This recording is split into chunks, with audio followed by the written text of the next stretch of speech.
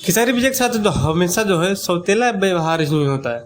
आखिर कैसे होता है, आप जो है कल आपको जो है पता चल जाएगा। कल जो है दुबई में जो है इंटरनेशनल भोजपुरी फिल्म जो है अवार्ड शो है, जिसमें जो है तमाम जो है बॉलीवुड के जो है कलाकारें आ रहे हैं, गोविंदा आ रहे हैं, अमिताभ बच्चन आ रहे हैं, बहुत मतलब जो है हस्तियाँ आ रही हैं, सन्नी लियोनी तक आ रही हैं यहाँ पे।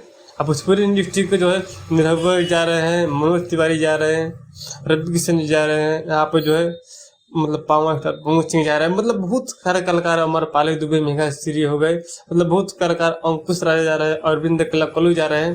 पर जो खेसारी विजय के साथ जो है सौतेला व्यवहार यहाँ पे किया गया है।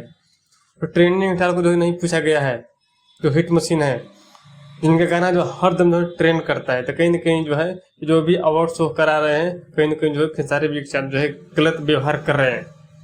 आप लोग जो यार बताइएगा प्लीज जो है कमेंट में कि आखिर जो किस कारण से जो है उनको इनवाइट नहीं किया गया, प्लीज जो है बताइएगा। बाकी हमको जो भी अपडेट मिलता है आपको जो तुरंत बताएंगे। बाकी नेक्स्ट वीडियो में